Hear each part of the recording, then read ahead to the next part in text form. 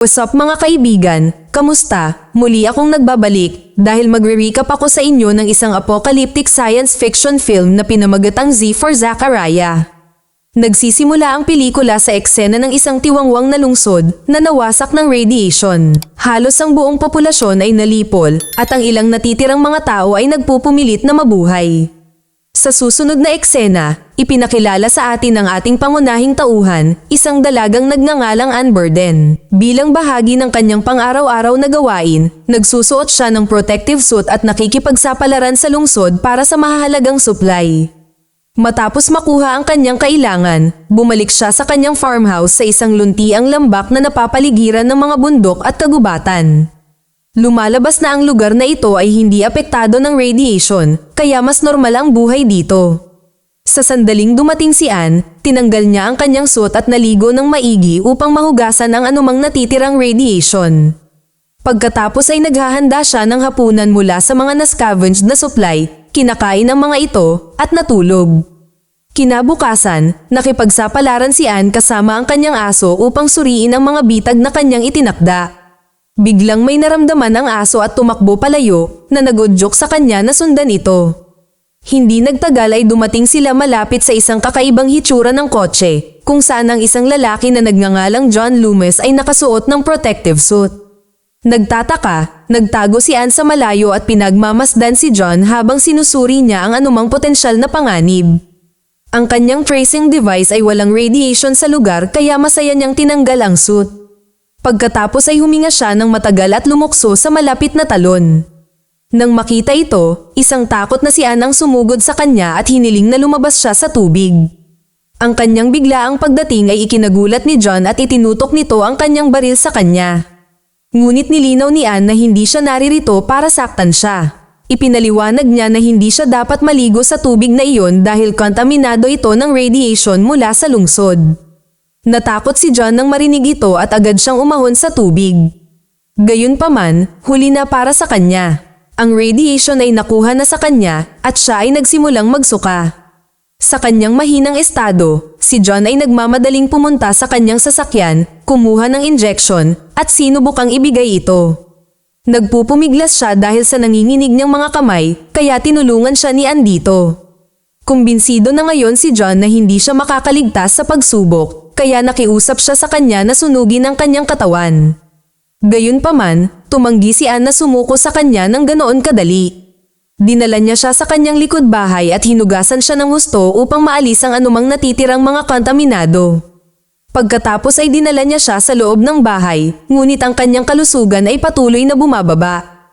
Sa mga sumunod na araw, si Ann ay nagbigay ng mas maraming gamot kay John at nananatiling nakatuon sa pag-aalaga sa kanya.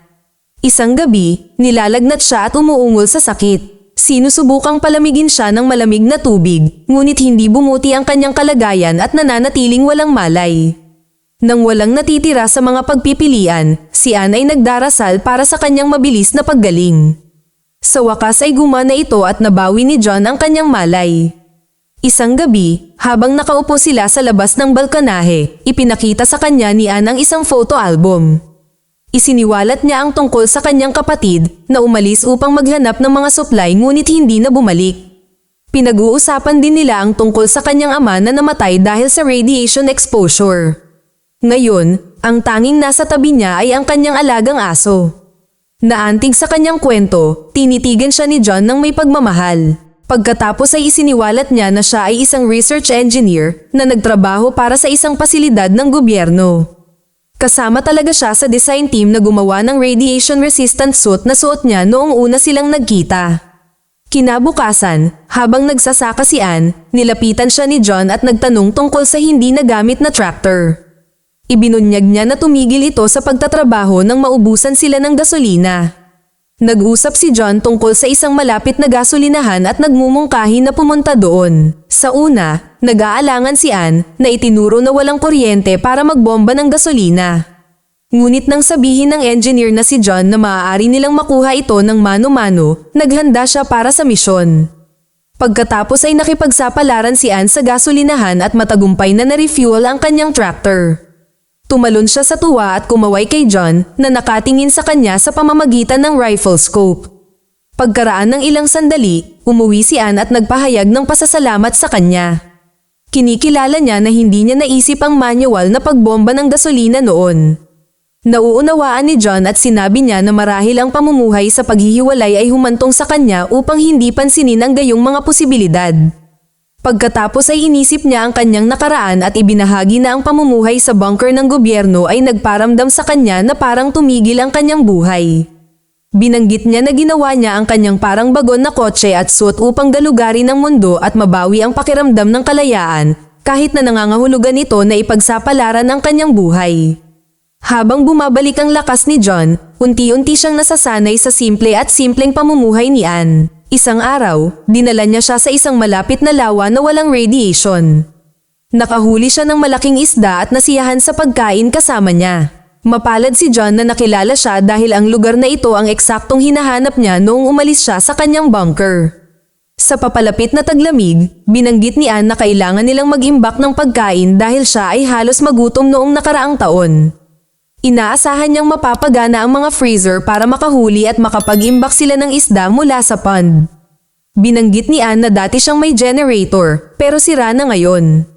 Nang marinig ito, muling sinubukan ni John na gamitin ang kanyang degree sa engineering.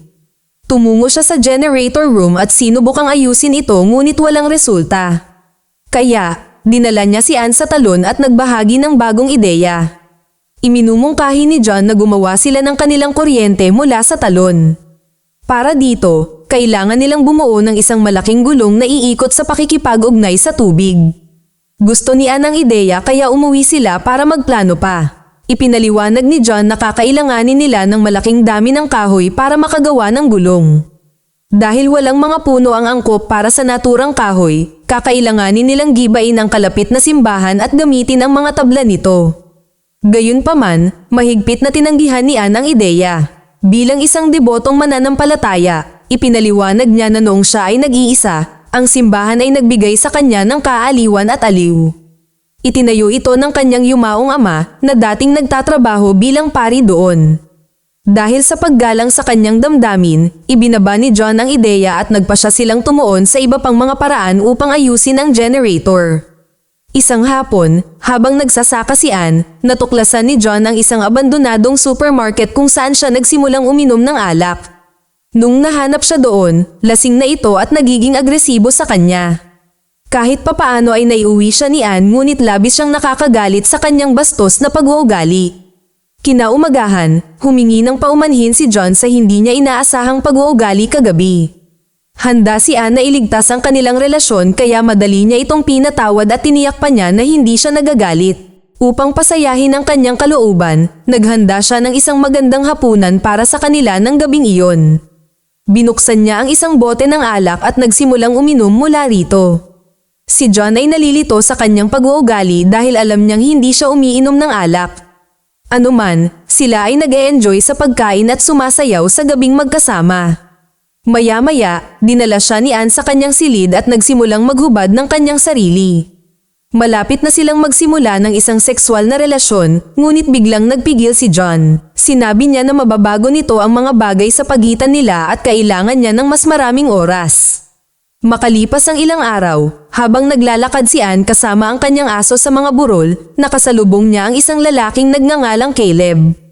Siya ay tila napaka-hydrated at malnourished. Sa kabila ng pagiging estranghero ng lalaki, masama ang pakiramdam ni Anne para sa kanya at dinala siya sa kanyang farmhouse. Naalarma si John sa presensya ni Caleb, kaya mabilis niyang inilabas ang kanyang rifle. Ngunit pinatahimik siya ni Anne, tinitiyak sa kanya na ang lalaki ay hindi isang banta. Pagkatapos ay ipinaliwanag ni Caleb na siya ay nakatira kasama ng iba pa sa isang minahan sa hindi kalayuan, ngunit ang radiation ay nakarating sa kanilang lugar. Dahil dito, naging rogue ang kanyang mga kaibigan at nagsimulang magpatayan. Naging dahilan ito upang tumakas siya para sa kanyang buhay at nagkataon na dumating dito sa lambak na ito na walang radiation. Nang maglaon, nakipag-usap si Anne kay John ng private at iginiit na hayaan nila si Caleb na manatili sa loob ng bahay. Nag-aatubili si John ngunit wala siyang sinasabi dito. Pagkatapos ng lahat, ito ay lugar ni Anne. Nang gabing iyon, habang sila ay nagsasalo-salo sa pagkain, ang dalawang lalaki ay nagbabahagi ng nakakapangilabot na mga kwento ng post-apocalyptic na mundo na kanilang naranasan bago mahanap ang lambak. Naalala ni John ang pakikipagkita sa isang batang lalaki na nahawahan ng radiation habang siya ay patungo sa hilaga. Dahil hindi niya nalampasan ang masasakit na epekto, nakiusap siyang iwaksi ang kanyang paghihirap. Sumama ang loob ni John sa bata kaya binaril niya ito at itinapon ang katawan sa gilid ng kalsada. Pagkatapos ng hapunan, ipinakita ni Ann kay Caleb ang kanyang silid at hiniling na magpahinga ng komportable. Sa nakikitang pagiging malapit sa kanila, pinayuhan siya ni John na maging maingat dahil wala silang masyadong alam tungkol sa bagong lalaki. Siya ay naghihinala sa backstory ni Caleb dahil sinabi niyang nakaligtas siya sa pamamagitan ng pagtatrabaho sa mga minahan. Gayunpaman, padepensang tumugon si Ann at nagtanong kung bakit hindi niya pinag-usapan ang radioactive boy kanina. Inamin ni John na gusto niyang sabihin sa kanya ngunit nahirapan siyang makahanap ng lakas ng loob. Pagkatapos ay inipon niya ang kanyang lakas ng loob at nakakagulat na isiniwalat na ang bata ay walang iba kundi ang kanyang kapatid. Siya ay nasa napakasamang kalagayan na si John ay walang pagpipilian kundi ang ibaba siya. Nang marinig ito, napaiyak si Ann ngunit naiintindihan niya ang sitwasyon nito at pinatawad siya. Kinabukasan, nangangaso ang dalawang lalaki sa kagubatan ngunit tiyak na may kaunting tensyon sa pagitan nila. Binanggit ni Caleb na kapareho niya ang relihiyosong paniniwala ni Ann. Pinupuri rin niya ang saloobin at determinasyon nito, kaya naiinggit si John. Ngunit sa kabila ng kanilang pagkakaiba, matagumpay nilang nahuli ang isang ligaw na ibon at naiuwi ito. Kinagabihan, muli nilang pinag-usapan ang proyekto ng water wheel. Sinasalungat ni Caleb ang paggamit ng kahoy ng simbahan na binanggit ang kahalagahan nito bilang isang bahay dasalan.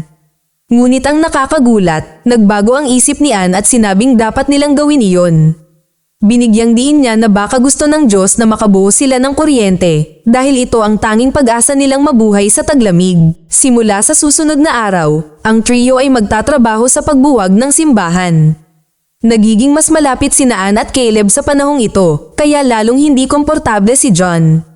Kaya, tinawag niya si Ann sa isang tabi at ipinahayag ang kanyang damdamin sa kanya. Sinabi rin niya na iginagalang niya ang kanyang mga pinili at siya ay may karapatang mamuhay ayon sa gusto niya, sa kanya man o sa ibang tao. Nakaramdam si Ann ng hindi pagkakaunawaan tungkol sa kanyang mga salita kaya umalis siya sa pag-uusap ng walang sinasabi. Kinabukasan, gumawa sila ng makabuluhang pag-unlad sa kanilang proyekto ng water wheel. Upang magdiwang, mayroon silang candlelight dinner malapit sa pond. Naglalaro din sila ng isang nakakatuwang laro kung saan inihagis ni Caleb ang isang bote sa tubig at ang dalawa pa ay nakikipagkompetensya upang mahanap ito. Mukhang bad swimmer si John kaya agad siyang sumuko. Si Ann naman, nahanap niya ang bote ngunit dumulas ito sa pagkakahawak niya. Humanga si Caleb sa kanyang kakayahan kaya nag-alok siya na tulungan siya sa pagkuha ng bote. Habang sumisisid ang dalawa sa tubig, pinagmamasdan sila ni John na may selos sa kanyang mga mata. Kaya, sa sandaling muling lumitaw si Ann, sinabi niya na handa na siyang pakasalan siya. Napatigil sa huling sinabi nito ngunit tila tuwang-tuwa rin ito. Pagkatapos ay tumungo sila sa kanilang silid upang pag-usapan pa, ngunit lasing na lasing si John kaya hindi nagtagal ay nakatulog siya. Si Ann, na lubhang nangangailangan ng pagmamahal, ay sinubukang gisingin siya ngunit walang pakundangan niyang hiniling sa kanya na pabayaan siya. Dahil sa pagkadismaya, tinungo niya ang silid ni Caleb at tumayo sa harap ng pintuan nito. Nananatili siyang sumasalungat sa kanyang nararamdaman para sa dalawang lalaki, kaya nagdadalawang isip siyang kumatok. Ngunit sa sandaling ito, binuksan ni Caleb ang pinto at hinila siya papasok. Pagkatapos ay nagsimula silang magayos at sa huli ay magpalipas ng gabi na magkasama. Kinaumagahan, umupo si Ann sa hapag ng almusal kasama si Caleb na muling nakaramdam ng pagkabalisa kay John. Pagkatapos, nagpa siya ang dalawang lalaki na ipagpatuloy ang kanilang trabaho sa gulong ng tubig. Sa kanilang paglalakbay, pinasalamatan ni John si Caleb sa hindi sinasadyang paglapit sa kanya kay Ann. Dahil sa kanya napagtanto ni John ang pagmamahal nito sa kanya. Hindi komportable si Caleb sa malabong implikasyon kaya nananatili siyang tahimik. Sa kabila ng kanilang pagkakaiba, kinumpleto ng dalawang lalaki ang gulong ng tubig at iposisyon ito sa tuktok ng talon. Si Caleb, na nakasuot ng masalimuot na radiation suit, ay nadulas habang umaakyat. Mabilis na hinawakan ni John ang lubid para iligtas siya. Gayunpaman, habang nagtitimpi sila sa sandaling ito, naramdaman ni John ang hinanakit mula kay Caleb. Napagtanto niya na hindi siya ililigtas ni Caleb kung siya ang nasa parehong posisyon. Biglang naging itim ang eksena. Umuwi si John ng mag-isa, kung saan inamin ni Ann na nagkamali siya noong nakaraang gabi dahil lasing siya. Casual na pinatawad siya ni John, sinasabing naiintindihan niya ang kanyang desperasyon. Pagkatapos ay binanggit niya na biglang umalis si Caleb upang maghanap ng iba pang mga pamayanan. Gayunpaman, naging kainahinala si Ann nang marinig ito at lumabas upang tumingin sa paligid. Kapag wala siyang mahanap, naniniwala siyang maaaring may inayos si John. Ginugugol niya ang mga susunod na araw na nalulungkot at nahihirapan sa kanyang mga pagdududa tungkol sa mga aksyon ni John. Isang gabi, natuklasan ni Ann na ikinabit ni John ang mga cable sa generator na ngayon ay pinapagana ng gulong ng tubig. Ibinabalik nito ang kuryente sa bahay na nagpapasaya sa kanya. Kinabukasan, binisita niya ang storage area kung saan napansin niya ang isang piano na dating nasa simbahan. Na-recover na ito ni John pagkatapos nilang magdesisyon na lisanin ang lugar. Nagsimulang tumugtog ng piano si Ann at nawili siya sa kanyang musika. Pagkaraan ng ilang sandali, sumama sa kanya si John at pinagmamasdan siya na may pagkakasala sa mukha. Napagtanto niya na nalaman niya ang katotohanan na pinatay niya si Caleb at nasira ang tiwala nito sa kanya. Ang pelikula ay nagtatapos habang patuloy na tumutugtog ng piano si Ann at inilalabas ang kanyang kalungkutan at pagkabigo. Samantala, tahimik na nakikinig si John at naiintindihan ang bigat ng kanyang damdamin. Mag-subscribe para sa higit pang mga video na tulad nito at huwag kalimutan mag-like, comment, share at i-on ang notification bell para matulungan ang aming channel. Hanggang sa muli, salamat!